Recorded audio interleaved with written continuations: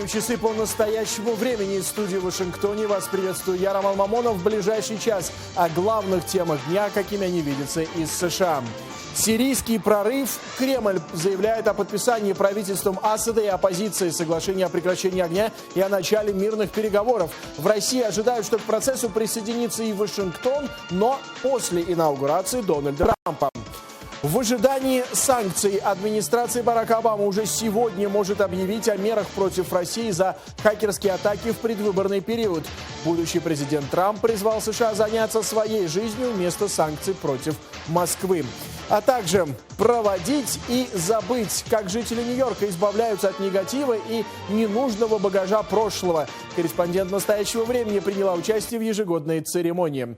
В середине часа также, как всегда, новости экономики и данные из бирж от наших коллег в Нью-Йорке. Но прямо сейчас дайджест новостей от Игоря Тихоненко.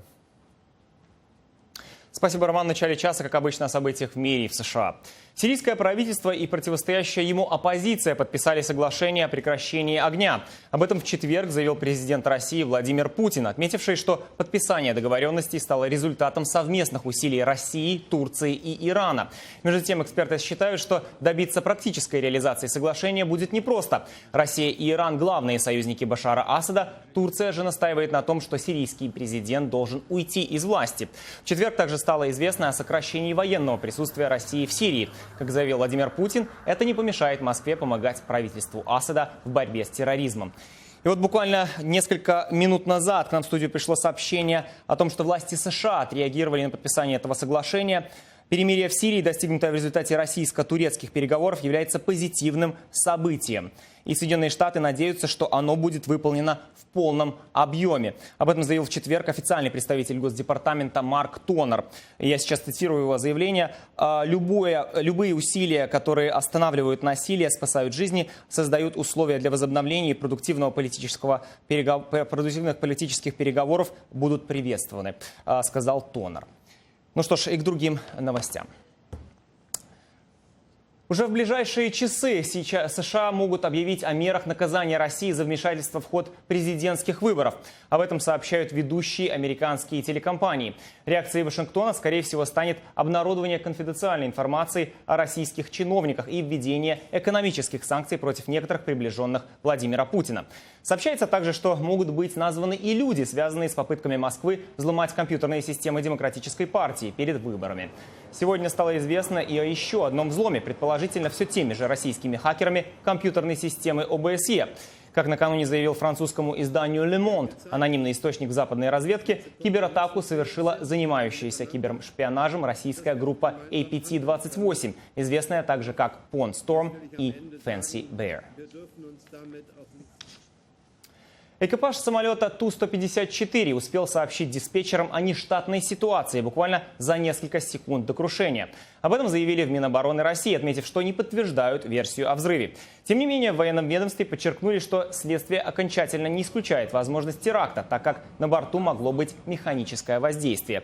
Всего следственная комиссия рассматривает 7-8 версий случившегося. Между тем, СМИ сообщили о завершении основной части поисково-спасательной операции в Черном море, после того, как из воды подняли практически все крупные части фрагментов Ту-154. Также СМИ передают и о том, что на поверхность были подняты 20 тел погибших. В результате удара авиации США в Сирии был ликвидирован один из ведущих командиров исламского государства Абу Джандал Аль-Кувейти. Удар был нанесен по району недалеко от дамбы Табка на реке Ефрат. Дамба находится в 40 километрах от Ракки, города, который игиловцы называют своей столицей. Между тем, в четверг иракские военные при поддержке международной коалиции возобновили наступление на другой бастион игиловцев – иракский город Мосул, до сих пор находящийся под контролем исламистов. Командующий международной коалицией Стивен Таунсенд заявил ранее на этой неделе, что военным потребуется около 2 лет, чтобы освободить Ракку и иракский Мосул, а также ликвидировать оставшихся террористов. Власти штата Арканзас подали в суд на Amazon из-за отказа компании предоставить данные так называемого умного динамика, который может помочь полицейским в расследовании убийства. Правоохранители считают, что устройство Amazon Echo могло записать разговоры, связанные с убийством Виктора Коллинза в городе Бентавилл год назад. Полиция обнаружила тело Коллинза в доме его друга, которого власти и обвиняют в убийстве. Ранее в компании заявили, что Amazon не будет публиковать информацию своих клиентов без обязывающего юридического требования. Гаджет Amazon Echo представляет собой динамик со встроенным микрофоном. Устройство реагирует на речь человека, затем начинает ее записывать и отправляет запись в iCloud или удаленный сервер. Ну что ж, у меня на этом пока все. Роман, пожалуйста. Да, Игорь, благодарю тебя. Мы начинаем, конечно, с главной международной темы последних часов. Власти Сирии сообщили о том, что при посредничестве России, Ирана и Турции достигнуто соглашение с вооруженной оппозицией о прекращении огня. Перемирие должно вступить в силу в полночь с четверга на пятницу. Сообщение дало новую надежду на прекращение кровопролитной гражданской войны, которая длится вот уже 6 лет. Более того, само соглашение было достигнуто в Москве. По признанию аналитиков, Кремль таким образом укрепляет позиции как важного игрока в ближневосточном регионе. Все подробности в материале Вадима Оленичева. Прекращение огня в Сирии стало возможным только после того, как войска режима Асада полностью взяли под контроль город Алеппо. Стратегически Алеппо уже не так важен, поскольку бывший индустриальный мегаполис превращен в руины. Однако его потеря резко ослабляет позиции повстанцев. Под контролем оппозиции остаются лишь разрозненные районы. Перемирие распространяется на всю территорию Сирии и на все вооруженные группы Сирии, дислоцированные в зоне боевых действий. В ходе переговоров власти России гарантировали нам, что они будут держать силы сирийского режима и их союзников под контролем. В сообщениях из Сирии говорится, что различные группировки джихадистов, включая самопровозглашенное исламское государство, участие в переговорах не принимали. В этом кроется и потенциальная проблема. Всевозможных вооруженных отрядов в Сирии столько, что пока непонятно, какие именно группы согласились на прекращение огня. По словам сирийского правительства, в их отрядах воюют выходцы из 80 стран мира. Подписаны 3 документа. Как объявил президент России Владимир Путин, обе стороны подписали 3 документа, включая прекращение огня и его условия. Он же сообщил о том, что огонь прекращается в ночь с четверга на пятницу. Военное командование Сирии тоже пообещало остановить все операции в полночь. Гарантами перемирия выступают Россия и Турция. Достигнутые договоренности, безусловно, являются хрупкими и требуют особого внимания и сопровождения с целью их сохранения и развития. Но, тем не менее, это заметный результат нашей совместной работы, усилий Министерства обороны, Министерства иностранных дел, наших партнеров в регионе.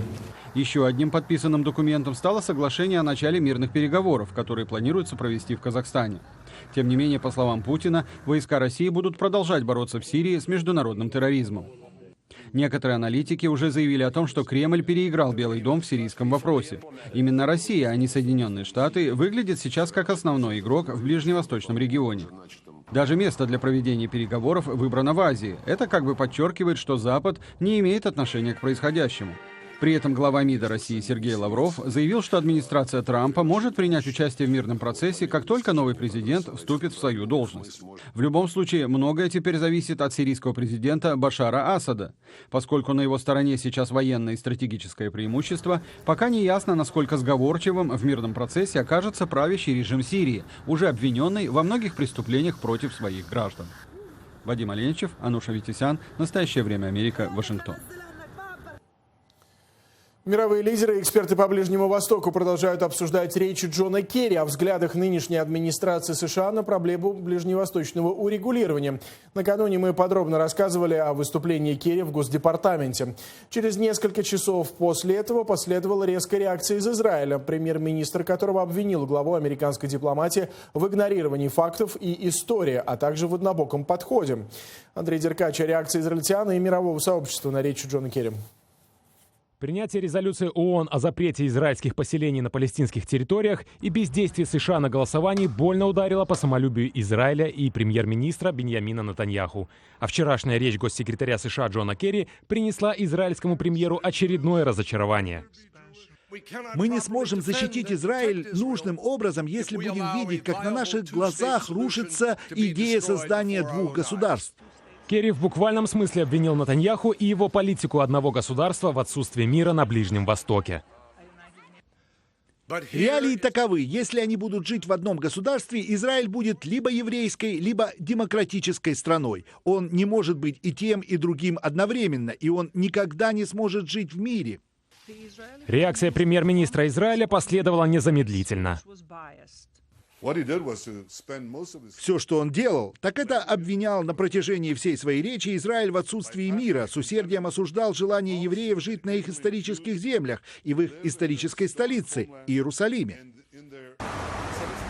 В Европе речь Керри встретили позитивно, называя ее мужественной и обдуманной попыткой спасти идею двух государств – израильского и палестинского. Хотя в арабских странах по-прежнему сохраняется недоумение и разочарование, во многом из-за того, какой была политика Обамы все годы его президентского срока. Что касается палестинской стороны, то Махмуд Аббас, глава палестинской автономии, после речи Керри сказал, что готов обсуждать проблему поселений с Израилем при определенных условиях. В тот момент, когда правительство Израиля приостановит поселенческую активность, включая земли Восточного Иерусалима, и согласится выполнять подписанные соглашения, палестинские лидеры будут готовы возобновить переговоры. В самих США реакция была неоднозначной. Избранный президент Трамп в своем твиттере призвал Израиль держаться, намекнув, что все изменится после инаугурации 20 января. Сенатор Джон Маккейн назвал речь госсекретаря бессмысленной тирадой, а лидер демократов в Сенате Чак Шумер высказал опасения, что слова Керри вызовут всплеск экстремизма с обеих сторон. Реакция жителей самого Иерусалима на речь госсекретаря США является прямым отражением той проблемы, которая существует в регионе. Мы будем строить, и мы продолжим быть верными Богу и Его обещанию дать нам землю Израиля. Нас ничто не сдерживает, мы станем строить и прославлять Бога. Я согласен с тем, что сказал Джон Керри. Это в интересах Израиля придерживаться идеи создания двух государств. И не только потому, что ООН так сказала. Если весь мир подумает, что Израиль не хочет все решить дипломатическим путем, это может поставить его в сложное положение. Несмотря на усилия ООН и нынешнюю позицию США в израильско-палестинском конфликте, ситуация по-прежнему далека от разрешения. В воздухе повисла неопределенность, ведь после 20 января американская дипломатия может изменить свою позицию. Сегодня в Америке снова обсуждают антироссийские санкции. По данным источников в Белом доме, уже сегодня администрация США и, возможно, лично Барак Обама объявят о новых мерах против Москвы за хакерские атаки во время предвыборной гонки. Какие это могут быть меры, пока неизвестно, но мы можем узнать о них буквально с минуты на минуту. Мы сейчас обновляем ленты информационных агентств. Впрочем, будущий президент Дональд Трамп уже скептически отозвался о планах администрации Белого дома, призвав власти заниматься своими американскими проблемами. За всей поступающей информацией следит Рафаэль Сааков. Рафаэль, тебе слово. Спасибо, Роман. Обо всем по порядку. Сенатор-республиканец Линдси Грэм заявил в рамках поездки группы американских конгрессменов по странам Балтии, что Россию и персонально ее президента Владимира Путина могут ждать новые санкции за кибератаки и вмешательство в ход президентских выборов в США. Санкции должны выйти за пределы тех, которые есть на сегодняшний день. Они должны включать Путина как отдельное лицо и его ближний круг, потому что ничего в России не происходит без его ведома или согласия.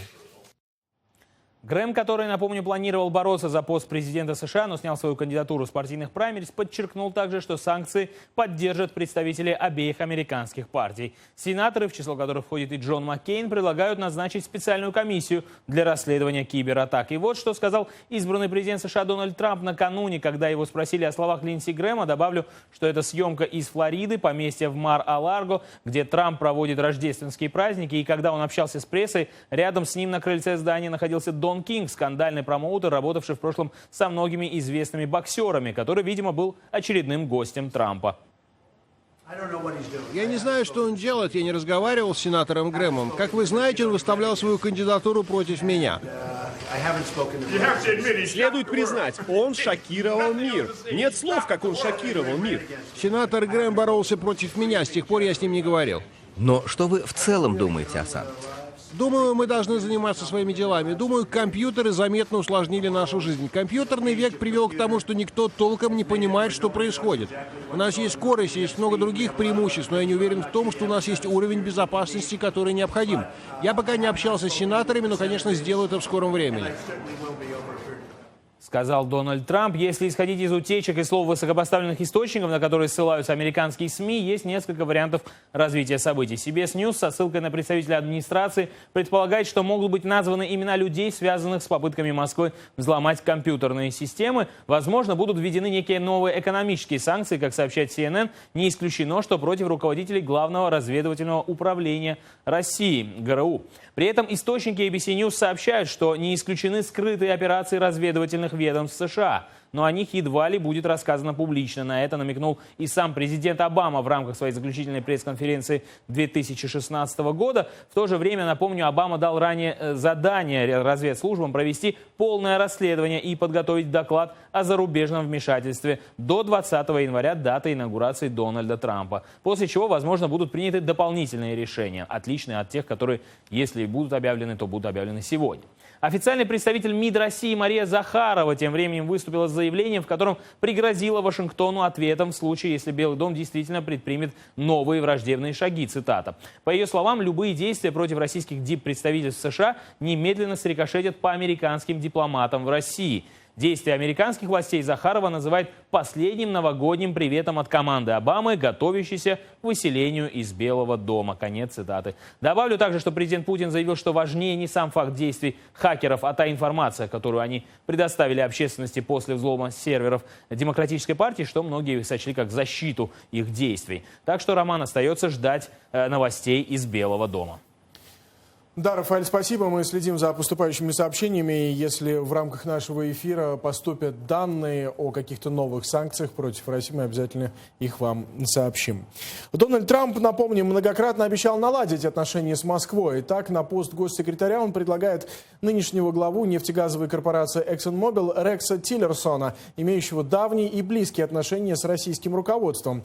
Вопрос в том, кто станет главным проводником новой политики в отношениях с Москвой, послом США в России. Издание «Политику» сообщает, что этот пост может занять советник Генри Киссинджера и директор консалтинговой компании бывшего госсекретаря Томас Грэм. Наш нью-йоркский корреспондент Михаил Гудкин взял эксклюзивное интервью у Грэма. Он сейчас присоединяется ко мне в прямом эфире. Михаил, приветствую. Что удалось выведать во время интервью? Действительно ли есть какое-то ощущение, что Грэм готовится к посольской должности? Добрый день, Роман. Томас Грэм не стал комментировать сообщение о своем возможном назначении, но то, что его имя упоминается в качестве кандидатуры на пост посла США в России, неудивительно. Он опытный дипломат. В 80-е и 90-е годы он уже работал в американском посольстве в Москве. Затем он занимал пост директора по России в Совете по национальной безопасности при Белом доме и был специальным помощником Джорджа Буша-младшего по вопросам политики, связанной с Россией. Но самое главное, вероятно, то, что сейчас он занимает пост управляющего директора компании Kissinger Associates, бывшего госсекретаря США, и считается ближайшим советником Генри Киссинджера. Сам 93-летний Киссинджер продолжает вести активную политическую жизнь. Он за последние годы много раз встречался с Владимиром Путиным, регулярно посещает Пекин, встречается с китайскими руководителями и после избрания Дональда Трампа президентом несколько раз встречался с ним. Появились данные в последние дни о том, что Киссинджер может стать посредником между Дональдом Трампом и Владимиром Путиным. Томас Грэм в интервью отказался комментировать эти сообщения, равно как и свое собственное назначение. Вот как он отреагировал на мой вопрос. Поговаривают о том, что вас могут назначить послом?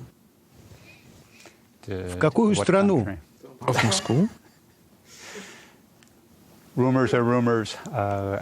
Говорили, что Ромни назначат госсекретарем, и мы знаем, как все обернулось.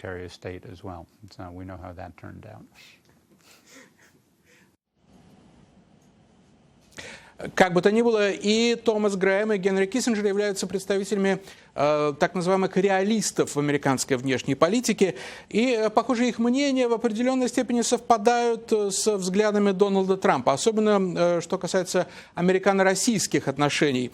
Грэм, в частности, выступает за нормализацию отношений с Россией. По его словам, изменившееся время требует новых отношений, без иллюзий в отношении России и того, куда она движется. Вот как он это сформулировал.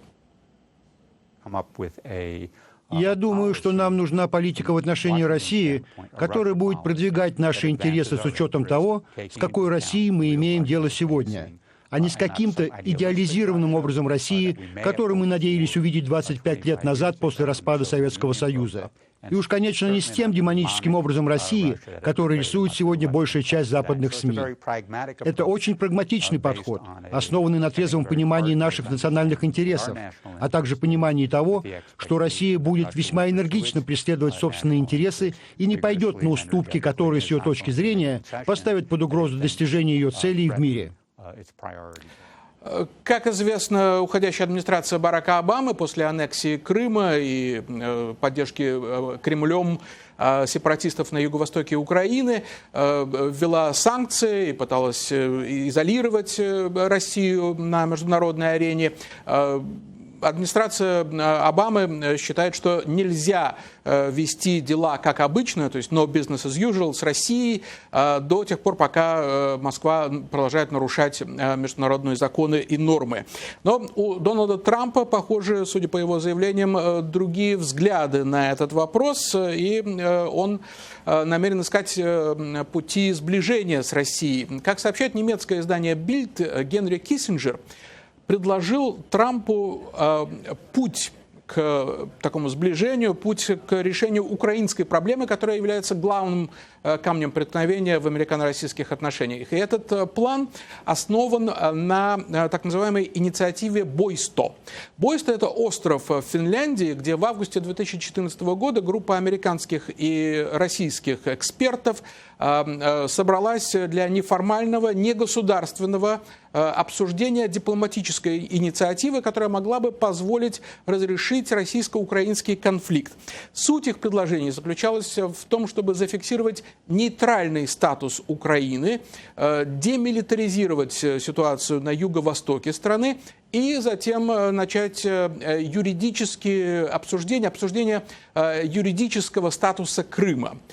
И позднее часть этих рекомендаций легла в основу Минских соглашений, которые до сих пор худо-бедно, но соблюдаются. Так вот, Томас Грэм был ключевым участником группы Бойсто, инициатором этой группы с американской стороны. И сегодня Грэм считает, что выполнение Минских соглашений и последующее постепенное снятие санкций с России является ключом к разрешению кризиса. Вот как он это объяснил. Мы не достигнем решения, если будем настаивать, что санкции могут быть сняты лишь после выполнения Минских соглашений в полном объеме. Это просто невозможно из-за настроений в Москве и проблем в Киеве. Но я также не верю в то, что нужно просто взять и ослабить санкции. Санкции нужно ослаблять в обмен на конкретные действия. Поэтому я бы разобрал Минские соглашения на части и предложил Москве их поэтапное выполнение в обмен на снятие определенных санкций.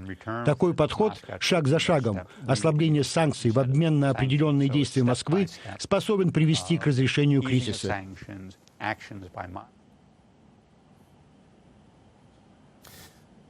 Михаил, я так понимаю, что вы закончили. Спасибо вам за это эксклюзивное интервью, которое вы взяли у Томаса Грэма. Напомним, его прочат в послы США в России. Михаил, спасибо и с наступающими вас.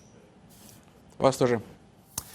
22 дня остается до истечения полномочий 44-го президента США Барака Обамы. 47-летний политик, который занял этот пост, одержав внушительную победу с обещаниями надежды и перемен, покидает Белый дом 8 лет спустя.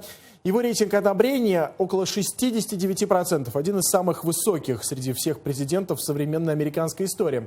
В то же время Обама уходит после того, как Хиллари Клинтон, кандидат в президенты, которого он поддерживал, потерпела поражение в борьбе с республиканцем Дональдом Трампом. И теперь многие достижения, которые Обама бы хотел записать в свое наследие, могут быть отменены одним росчерком президентской ручки.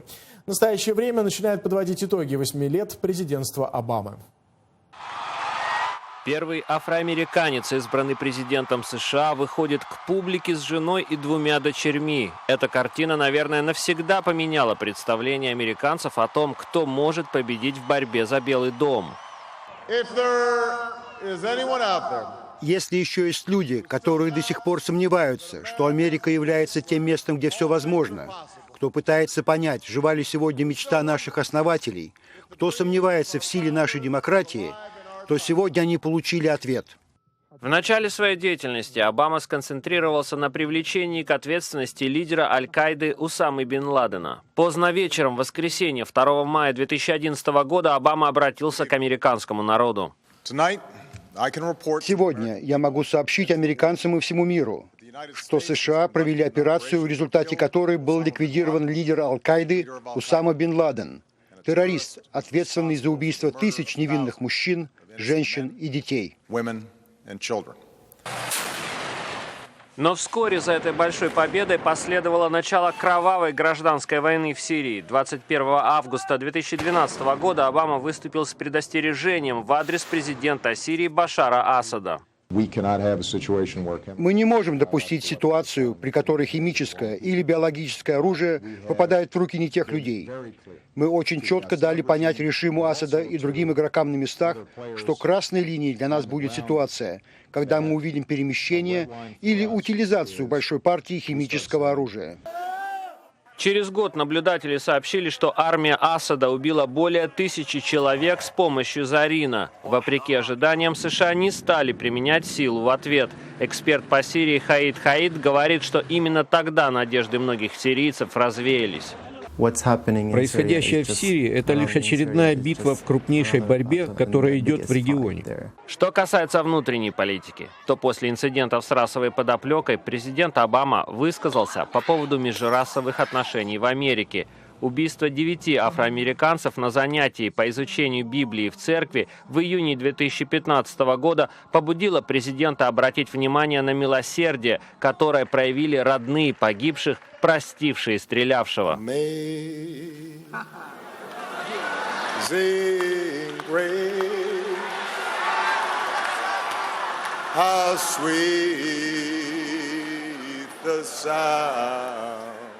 На мировой арене Обама отошел от принятой политики, чтобы открыть исторические возможности в Бирме и на Кубе. В Гаване он напрямую обратился к кубинскому народу. Во многих отношениях США и Куба были подобны двум братьям, которые были разлучены в течение многих лет. Президенту, похоже, нравилось общаться с молодежью, как, например, с этой группой во Вьетнаме. Tình hình một mình nhà lầu Trình In giàu sang như vua chúa giật mình sự tình thiệt ra đen đúa mà đời vậy là hey it's been a crazy day. Президентский срок Обамы подходит к концу, однако всемирная сеть поддержки лидерства среди молодежи, которую он организовал, только начинает свою работу. Теперь пришло время связаться с нашей нью-йоркской студией, где в эти минуты готовятся к эфиру наши коллеги по экономическому проекту «Время и деньги». Одной из тем программы будет пренеприятнейшее известие, которое получили российские госчиновники. Им теперь станет сложнее прятать свои зарубежные активы, которыми владеть им вообще-то запрещено по законам. Я приветствую ведущего проекта Бориса Кольцова. Борис, в чем заключается нововведение? Привет, Роман. Сегодня Владимир Путин подписал соответствующий закон, который был принят Думой в середине декабря, в соответствии с которым чиновникам, включая депутатов и силовиков, не только членов правительства, российским теперь запрещено переводить свои зарубежные активы, например, на третьих лиц. То есть, если депутат или чиновник хочет не расставаться со своими активами, а, например, перевести их на тещу или какого-нибудь другого дальнего родственника, это уже с сегодняшнего дня невозможно. Да, Борис, спасибо. Об этой и других экономических темах дня в проекте «Время и деньги» буквально через пару минут на настоящем времени. Всего 2 дня отделяют нас от празднования Нового года, и пока одни заняты покупкой подарков и кулинарными хлопотами, другие подводят итоги и стараются избавиться от всего негативного наследия 2016-го, коего было немало. Жители Нью-Йорка терпеть не могут старый багаж в прямом и переносном смысле, который тянет их к земле и не дает быстро двигаться вперед. В центре города на Таймс-сквер прошла акция по избавлению от неприятностей уходящего года, и наш корреспондент приняла в нем участие и почувствовала себя намного более счастливой. Ах, если бы можно было, переступив черту Нового года, оставить в старом все плохое и лишнее. На Таймс-сквер в Нью-Йорке, похоже, верят в то, что это возможно. Люди пришли сюда кто с чем. Кто-то написал на бумажке свои неудачи в 2016-м, а бумажку отправил в шредер. Кто-то пришел с целым мешком опостылевших предметов. Молоток организаторы мероприятия предоставили. Я принесла керамическую посуду. Она у меня давно дома валяется, пора от нее избавиться. Даже на таком немного сентиментальном и неполитическом мероприятии без политики не обошлось. Вообще-то уходящий год был для меня очень хорошим, но я хочу распроститься с президентскими выборами. Все в них было ужасно, как их освещала пресса, вся риторика, ну просто все. Хочу, чтобы все мы начали с чистого листа. Год был не очень хороший в политике. Многие звезды умерли, и мы должны перестать издеваться над животными.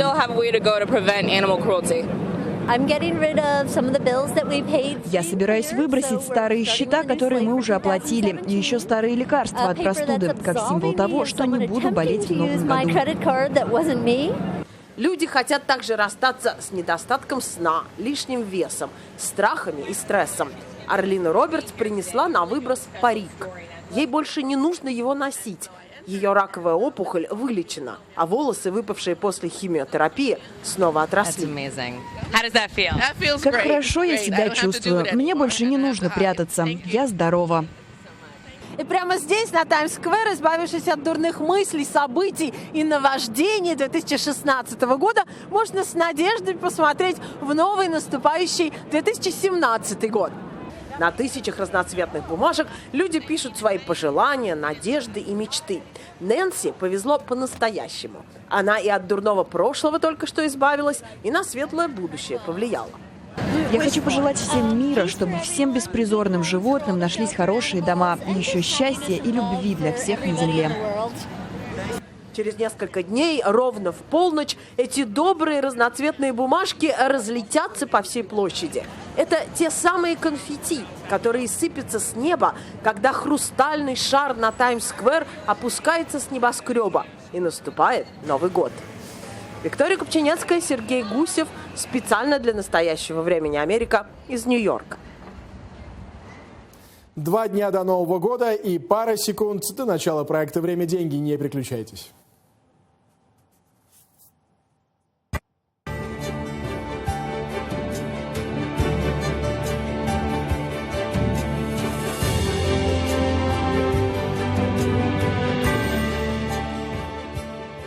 На канале «Настоящее время» новости экономики и бизнеса из финансовой столицы мира. Я Борис Кольцов, это «Время, деньги». Коротко о главном.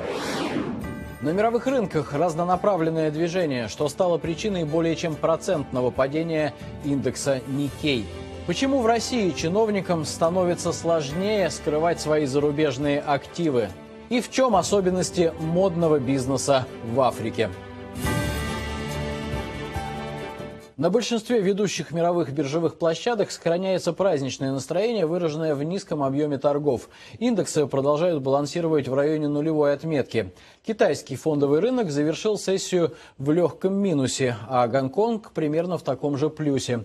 А вот японский Nikkei упал сегодня на 1,3% вслед за снижением на Уолл-стрит и на фоне укрепления иены. Это при том, что акции Takata Corporation подскочили на 16% после сообщения о готовности компании урегулировать иск США в связи с неисправными подушками безопасности. На снижение на европейском фондовом рынке повлияли акции горнорудного сектора и банков, где больше всего потеряли итальянские банки и Credit Suisse. Это при том, что ценные бумаги итальянского кредитора Monte dei Paschi di Siena снова не участвовали в торгах. В США после открытия также преобладают негативные настроения, хотя вышедшая сегодня статистика, по-моему, могла бы добавить оптимизма участникам торгов. Число американцев, впервые подавших заявление на пособие по безработице, на прошлой неделе сократилось на 100 тысяч до 265 тысяч. При этом данные по торговому балансу вышли хуже ожиданий. Как это влияет на рынок, обсуждаем сейчас с экспертом в студии. У нас в гостях Сергей Глазырин. Сергей, привет. Скажи, пожалуйста, насколько та статистика, которая сегодня вышла, действительно может повлиять на негативные либо позитивные настроения участников торгов? Привет, Борис. Но статистика не сильно сегодня оказывает влияние, потому что объемы торгов маленькие, и в основном Все инвесторы уже ушли на праздники и готовятся встречать Новый год, поэтому мало кто сегодня вышел на работу, чтобы участвовать в торгах. Действительно, по первичным заявкам по пособиям по безработице мы видим уже 95-ю неделю подряд, и это новый рекорд. Выходят данные меньше 300 тысяч, что очень позитивно для рынка труда, но с другой стороны это будет стимулировать Федрезерв продолжать повышать их ставки. Также по торговому балансу статистика ниже, и всегда торговый баланс отрицательный в США, и это не очень хорошо для страны, поскольку страна ввозит товара больше, чем экспортирует, соответственно. Но при этом, я так понимаю, компаниям, которые сюда товары ввозят на фоне сильного доллара, это как раз выгодно. Да, им это выгодно, они на этом будут зарабатывать и, возможно, покажут хорошие показатели, когда начнется новый сезон отчетности, выручку, прибыль, мы это все увидим. А также запасы по нефти в США вышли больше, чем ожидалось. Ожидалось снижение на 2 миллиона баррелей, вместо этого вышла цифра плюс 600 тысяч баррелей. Но я так понимаю, что на настроение на нефтяном рынке это сейчас не сильно влияет, потому что все в ожидании начала года, в котором начнется сокращение добычи, и, видимо, внимание к этому приковано. Все сейчас смотрят на это, безусловно, и цены на нефть особо не отреагировали, они сейчас торгуются, по-моему, без изменений. Перейдем к более глобальным вопросам. Вот сейчас некоторые аналитики считают, что есть признаки того, что вот то самое Трамп-ралли, которое заменило собой Санта-ралли, классическое в конце года, сходит на нет. Ты согласен с этим, либо все-таки есть и другие мнения? Да, безусловно, есть другие мнения. Я думаю, что 20 тысяч пунктов по индексу Dow Jones мы не увидели уже в этом году, наверное, не увидим. Вчера мы видели самое большое снижение, по-моему, после выборов президента, которое состоялось. Продолжится ли это снижение, сказать сложно, скорее всего, нет.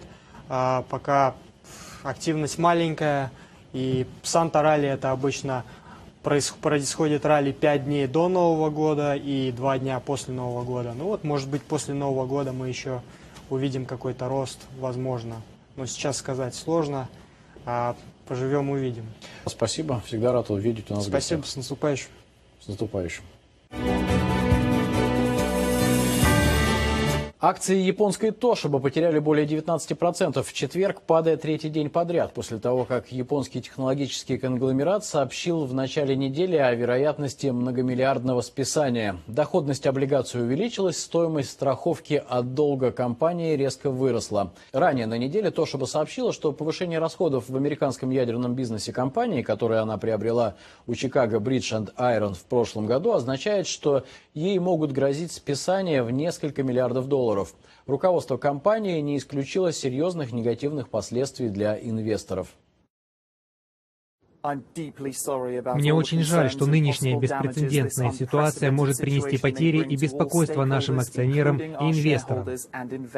Рейтинговые агентства не замедлили с реакцией. В среду вечером Moody's стал вторым агентством, понизившим рейтинг Toshiba, отправив его еще глубже на мусорную территорию с B3 до CAA1. Ведущий аналитик Moody's Масака Кувахара считает, что хотя Toshiba еще оценивает точный размер потерь, ее финансовые показатели, вероятно, еще больше ухудшатся, что может привести к отрицательному балансу. Продолжающееся со вторника резкое падение акций уже снизило рыночную стоимость компании примерно на 6,5 миллиардов долларов. Вчера акции Toshiba упали на 20%, а сегодня еще на 18%. Впервые за 7 лет компания оказалась в хвосте у своего давнего конкурента компании Sharp. Кроме того, доходность облигаций резко подскочила. Обязательства с погашением в 2020 году имели доходность 5,57% в среду против 1,77% во вторник. В России год завершается новыми ограничениями для чиновников, которые теперь распространяются на их дальних родственников. Президент Путин подписал закон, который дает новое, более точное определение понятию «иностранные финансовые инструменты» и запрещает владение ими депутатам, чиновникам и силовикам, в том числе через третьих лиц или доверительное управление. Документ был принят парламентом страны в середине декабря и направлен на снятие неопределенности в нормативном определении понятия «иностранные финансовые инструменты». Как ранее писала газета «Коммерсант», чиновникам государственной и муниципальной службы, а также депутатам любого уровня теперь запрещено иметь ценные бумаги нерезидентов и иностранных структур без образования юридического лица, доли участия и паи в уставных капиталах организаций, зарегистрированных в иностранном государстве, а также договоры займа и кредитные договоры. Доверительное управление имуществом тоже будет считаться иностранным инструментом, если учредитель или бенефициар этого имущества – чиновник или депутат, и имущество было передано в траст в соответствии с законодательством иностранного государства. Более того, запрещается прямое и косвенное через третьих лиц владение или пользование такими финансовыми инструментами. То есть переписать ценные бумаги на дальних родственников теперь будет нельзя, пояснил «Коммерсанту» председатель Общественного национального антикоррупционного комитета Кирилл Кабанов.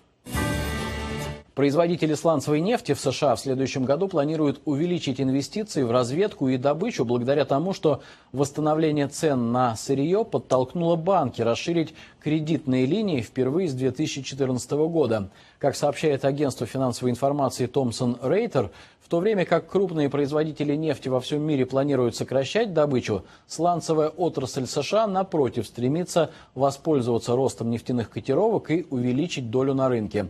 А увеличение размера кредитов, пусть и незначительное, облегчит им эту задачу. Каждые полгода нефтяные корпорации США обсуждают с банками параметры кредитных соглашений, опираясь на стоимость доказанных запасов. По итогам состоявшихся осенью переговоров величина кредитных линий, доступных 34 американским компаниям, в среднем выросла на 5%, или более чем на 1 миллиард 300 миллионов долларов, показали данные Рейтер. Кроме того, банки США продлили нефтяникам срок погашения кредитов. Общий размер кредита сейчас составляет 30 миллиардов 300 миллионов долларов. Цены на нефть в этом году выросли более чем на 45%, что подтолкнуло вверх стоимость резервов, на основе которой определяется размер кредитов. Кроме того, некоторые компании отчитались о росте доказанных запасов, частично благодаря приобретению новых участков. Сложная экономическая ситуация и падение курса валют во многих странах африканского континента не обошли стороной и новомодную индустрию. Однако дизайнеры продолжают верить, что сочетание бизнес-смекалки, новомодных тенденций и древних традиций помогут им пережить экономический кризис. Ольга Логинова продолжит.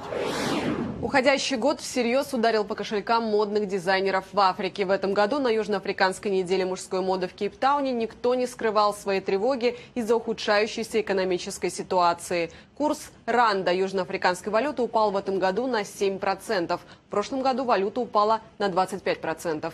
Теперь модным дизайнерам, в том числе и Мцуки Симбаны, приходится рассчитывать на экспорт как главный источник дохода.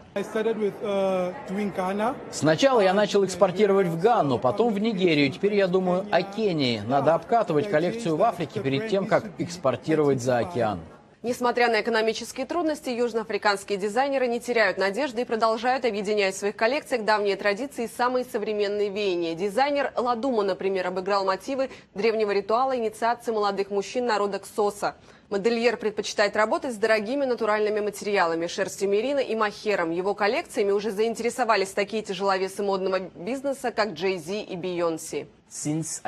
Я уже давно понял, что мою одежду покупают не просто для того, чтобы ее носить. Мои изделия – это прежде всего способ заявить о себе. Популярное направление в африканской моде – слияние моды и мусульманских принципов. Британский модельер и художник Хана Таджима объединилась с модным брендом Uniqlo для создания коллекции хиджабов, головных платков, туник, брюк и платьев. Таджима – одна из представителей движения, выступающих в поддержку хиджаба как способа внутреннего освобождения женщины. Я думаю, дело не только в создании одежды для мусульманских женщин, но прежде всего в разнообразии создания одежды для разных типов фигур, для людей из разных стран. Этого так не хватает на прилавках магазинов, поэтому мы стремимся внести свою лепту.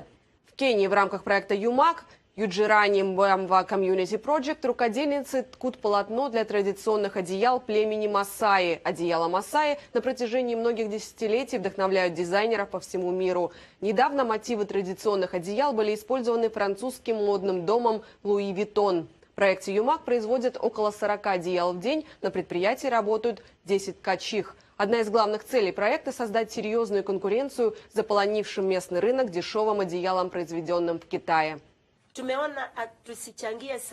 Мы хотим, чтобы дизайнеры перестали импортировать ткань. Мы сами можем ткать одеяла, а потом продавать их. У нас на это есть официальное разрешение государственных структур. Нигерия – это страна, известная в мире моды своими оригинальными традициями. В последних сезонах особенной популярностью у потребителей пользуется использование в современной одежде и обуви традиционной ткани народности Йоруба асо-оке. Бренд «Этник» специализируется на создании модных аксессуаров, спортивной обуви, ботинок и сандалий из традиционной ткани ручной работы. Однако и они испытали на себе последствия экономического спада. Нигерия переживает тяжелейший кризис за последние 20 лет. Как только нам удастся преодолеть финансовые сложности, и мы сможем приобретать необходимые ткани без страха обанкротиться, мы сможем производить коллекции, которые не будут уступать мировым брендам. Как и другие модные дизайнеры, Тунде надеется, что его труд и растущий интерес к модной индустрии в Африке позволят ему преодолеть непростую экономическую ситуацию. По данным японских исследователей, Южная Корея занимает первое место в мире по доле людей, которые проводят на работе более 49 часов в неделю. Количество таких граждан в республике превышает 32%. Как передает агентство ТАСС, на втором месте в мире по этому показателю Гонконг. Там трудоголиков чуть меньше трети. В Японии любителей поработать больше всех 21%. А на четвертом месте в этом исследовании США. Здесь сверхурочно трудятся почти 17% населения. Тем, что первые три строчки в этом списке занимают азиатские страны, объясняют тем, что там до сих пор сильны конфуцианские традиции, в соответствии с которыми ценятся те работники, которые самоотверженно трудятся.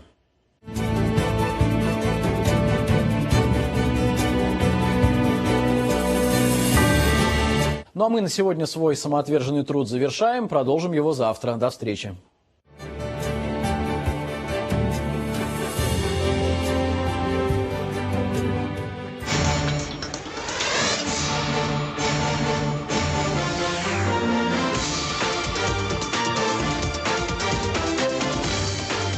Настоящее время Америка. Спасибо нашим нью-йоркским коллегам за самоотверженный труд. Мы же продолжим эфир из Вашингтона. В студии для вас работаю я, Роман Мамонов.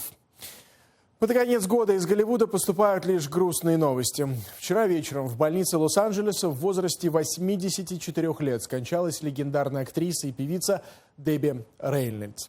Смерть звезды наступила всего через сутки после кончины ее дочери Керри Фишер. Все подробности у нашего обозревателя Максима Москалькова. Макс, тебе слово.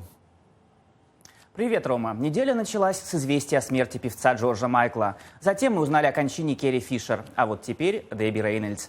Актриса вместе с сыном Тоддом Фишером занималась подготовкой к похоронам дочери, когда днем в среду ей стало плохо. Рейнольдс доставили в больницу с инсультом, где она и скончалась спустя несколько часов.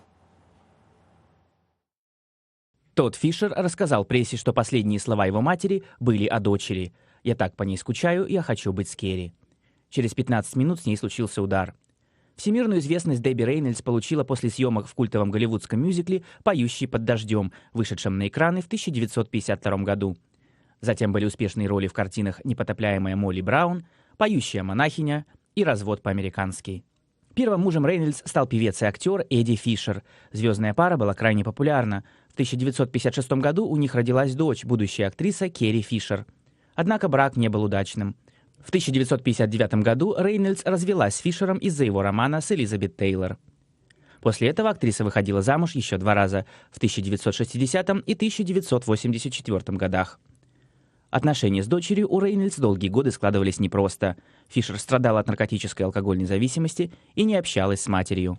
Она не разговаривала со мной, наверное, лет 10. Это был самый сложный период моей жизни, очень болезненный, разрывающий мое сердце. Однако Фишер смогла побороть свою зависимость, и отношения с матерью наладились. Мы с Кэрри наконец нашли наше счастье. Я всегда хотела делать то, что и моя мать, быть похожей на нее. Я боготворю мою маму. Даже в преклонном возрасте Рейнольдс продолжала быть активной. Регулярно выступала, принимала участие в аукционах, к примеру, продала платье Мэрилин Монро из личной коллекции, а также по-прежнему снималась в кино. Одна из ее последних работ – роль матери Либерачи в фильме «За канделябрами» с Мэттом Деймоном и Майклом Дугласом в главных ролях. Надеюсь, завтра нам удастся поговорить о хороших новостях. Передаю слово тебе, Рома. Спасибо, Макс. Я на это надеюсь. 2016 год был насыщенным и даже стрессовым для американского общества. Скандалы в политике, новые вызовы в экономике и даже погодные сюрпризы, так или иначе, заняли свое место в хронологии событий каждого отдельно взятого человека. А вот отодвинуло ли все это на второй план знаковые моменты личной жизни американцев, мы спросили у простых людей на улице. Конечно, победа Дональда Трампа. Я и подумать о таком не мог. Буду откровенна. Первое, что приходит на ум, это Дональд Трамп, президент. Хотя, знаете, вот буквально только что мой сын прочитал слово «стоп». А я даже не думала, что он уже умеет его читать. Вот это и правда неожиданность. У моей сестры раньше родился ребенок. Главная неожиданность года. Команда Исландии победила команду Англии на чемпионате Европы по футболу. Думаю, никто не думал, что такое может произойти. В этом году я неожиданно много путешествовал по Америке, объездил всех родственников. Вот никогда еще такого не было. Что-то кроме Трампа? Тогда Брексит. Для меня это тоже было неожиданностью. Правда. Ничего особенного, достаточно скучный год. Я нашла свою семью. Я приемный ребенок, и после стольких лет наконец-то впервые увидела своих биологических родителей. Я вам скажу, что было неожиданно. В этом году распался мой 26-летний брак. Знаете, вот никогда не мог себе такого представить. Погода была очень непредсказуемой. У нас в Кентукки, например, было очень много дождей. В один ряд с Рождеством, Новым годом и Ханукой в эти дни становится Кванза. Этот праздник, который отмечает афроамериканская община, придуман Моуланом Каренгой, профессором афроамериканских исследований Калифорнийского университета и теоретиком освободительного движения чернокожих. Первый раз празднование Кванзы состоялось в 1966 году. 50 лет спустя праздник не забыт, а напротив, приобретает все больше поклонников. Среди них оказалась и Маша Мортон. Каждый год этот музей в Анакостии проводит целый ряд мероприятий, посвященных Кванзе, которые посещают жители Вашингтона всех возрастов. Праздник длится неделю с 26 декабря по 1 января.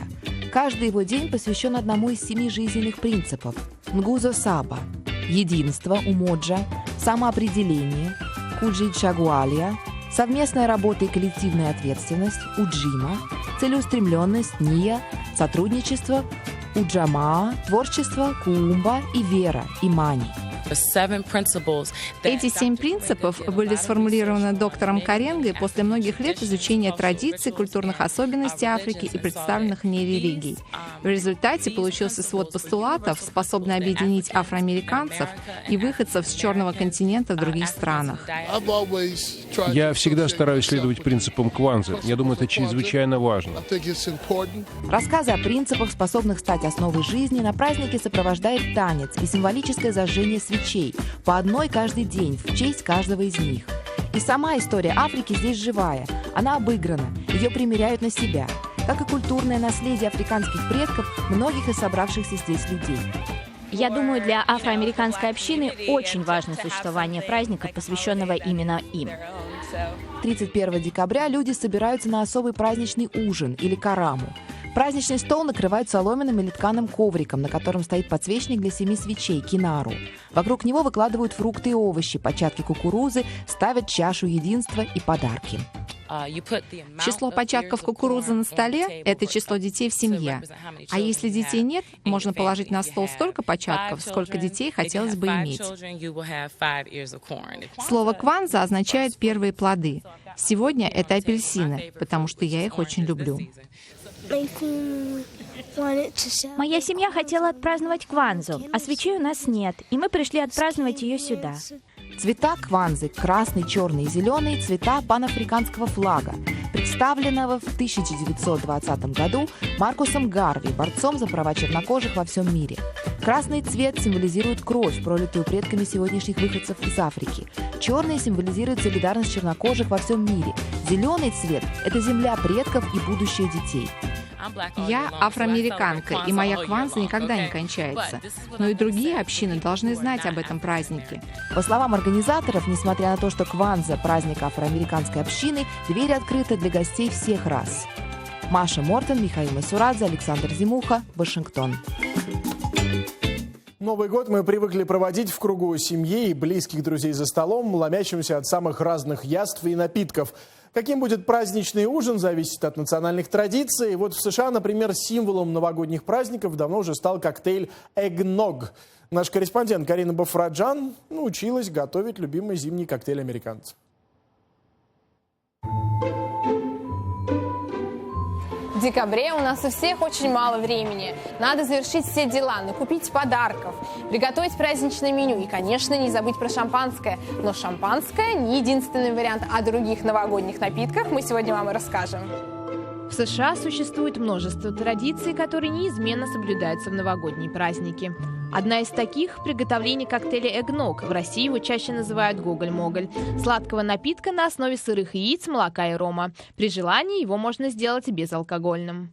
Этот рождественский американский напиток родом из Великобритании XIV века.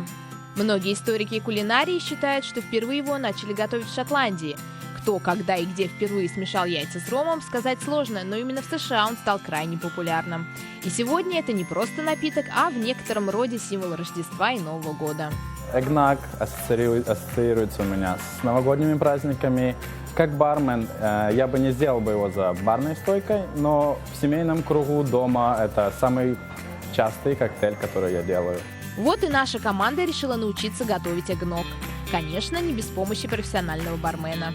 Итак, вам понадобится 4 яйца, 70 граммов сахара, 100 мл сливок, стакан молока, 120 мл рома, 240 мл бурбона, тертый мускатный орех и корица.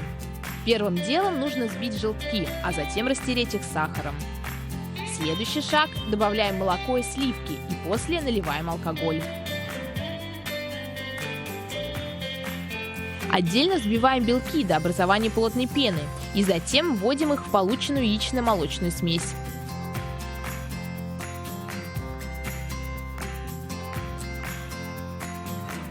Теперь напиток нужно посыпать тертым мускатным орехом, разлить по стаканам или кружкам и украсить корицей. Да, это определенно вкус Нового года. Вот такой получился эгног, самый настоящий американский рождественский коктейль с мягкой, воздушной, но в то же время плотной текстурой, а также замечательным вкусом и ароматом. Ну а наш скромный дебют в приготовлении коктейля оценили по достоинству. Я думаю, для первого раза все получилось просто шикарно, и обязательно его нужно включить в новогоднее меню. Ну а когда меню праздничного ужина уже готово, включая напитки, остается только позвать друзей и близких и погрузиться в атмосферу лучшего времени в году. Карина Бафраджан, Михаил Масурадзе. Настоящее время Америка. Вашингтон.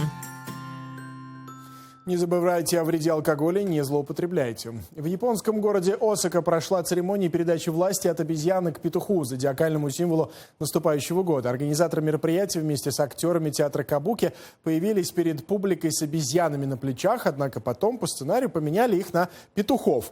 В отличие от многих азиатских соседей, японцы встречают Новый год не по лунному календарю, а по григорианскому, иначе подобная церемония состоялась бы где-то через месяц. Напоминаем, что через месяц специальный проект в нашем эфире 20 января, специальный эфир, посвященный инаугурации Дональда Трампа. Но давайте забудем на несколько дней об этом. Это Новый год, и до него всего 2 дня. Оставайтесь с нами, это настоящее время.